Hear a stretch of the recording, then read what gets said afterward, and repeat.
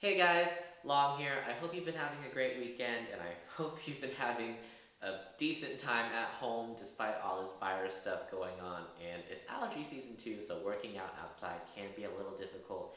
I understand. I apologize in advance if I'm a little stuffy for this video. But anyway, I'm here today to give you Josh's workout for Monday. So before we actually get into our warm-up, I recommend doing a general warm-up, which is 5 to 10 minutes of some cardio or something just to get your heart rate up, whether that be a light jog or if you have a bicycle or if you have a jump rope at home. Anything to get your heart rate up, the blood flowing through your limbs and your joints moving through their ranges of motion. So after that, we're going to move into our specific warm-up, which is getting the parts of our body that we're going to be working out just a little bit more prepared for what we're about to do. So for what we have today are 2 rounds of 10 air squats, moving into 10 shoulder taps, which is 5 on each side, and then 10 bird dogs, which is again 5 on each side, and the last thing we have is 10 glute bridges. Alright guys, so for today's workout, we're going to have 2 circuits. For your first circuit, we're going to do 10-second eccentric goblet squats, moving into 10 jump squats without the weight. After that, we're going to do 10-second eccentric push-ups, and after that, we're going to do 10 explosive push-ups. We're going to do all 4 of these exercises, and we're going to rest for 2 minutes, and we're going to repeat this circuit for 6 rounds. Alright, so since we're doing a 10-second eccentric goblet squat, we want to make sure that our form is perfect throughout the entire duration of that movement. So this can be done with a kettlebell or a dumbbell. Whichever one you choose, we're going to hold it directly under our chin, elbows tucked in as close as we can get them. Don't let them flare out. From there, while we're moving through our squat, we want to maintain this upright posture. So if it helps you to think about it, we want to maintain an upright chest. From there, we're going to squeeze our shoulder blades back and down.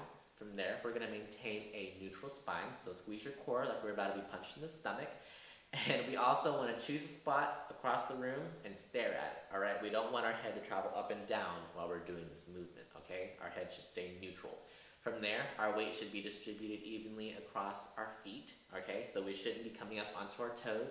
We should not be coming up onto our heels. Our weight should be distributed evenly so that our feet stay flat on the ground. Alright, so moving into our jump squats, our squat form stays exactly the same as it was with our goblet squats. The only difference now is we don't have a weight in our hands and our arms can move to help us get into that squat motion. When you're doing these, you should aim to jump as high as you can. Be mindful of ceiling fans. Don't end up on the internet. Jump as high as you can and connect these jump squats into each other as best as you can too, which means when you land from one jump squat, you should directly go into the next squat for the next jump. In addition, I never want you to land with your knees locked out. Alright, so moving into our push-ups, same concept here. Since we're doing a 10-second eccentric, we want to make sure our form is perfect throughout the entire duration of that movement. So when we're doing our push-ups, we want to make sure that our hands are directly underneath our shoulder blades. From there, we're essentially setting up a high plank. So we're engaging our core like we're about to be punched in the stomach, and we're getting ready for it.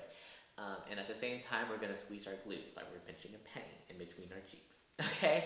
So while we're lowering to the ground, we're going to keep our elbows in closer to our body. Okay? We don't want them to be all the way out here. We want them to be about 0 to 45 degrees. Okay? 0 to 45 degrees is okay. Any wider than 45 degrees, and we move into shoulder injury location, and these don't look right. Okay?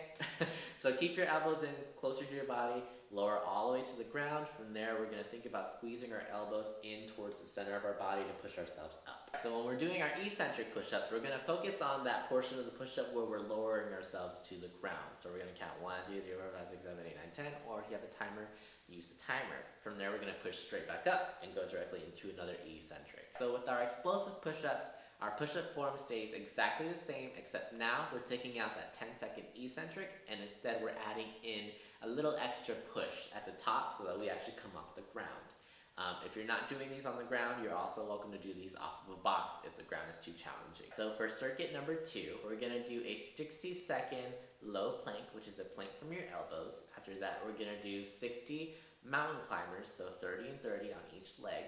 After that, we're going to do 8 burpees, and then we're going to rest for 1 minute, and we're going to repeat this cycle for 6 rounds. So for your low plank, the setup is exactly the same as your high plank, except now we're on our elbows as opposed to our hands. So our core is engaged and our butt is squeezed. Alright, so for your mountain climbers, this movement happens in a high plank. So set up that high plank nice and strong before you actually start moving your legs, and keep your core engaged throughout the entire movement. And lastly, for your burpees, what I want you to keep in mind is maintaining a neutral spine throughout the entire movement, especially when you're coming off the ground. I don't want you to cobra off the ground, okay? So keep your core engaged throughout that whole movement.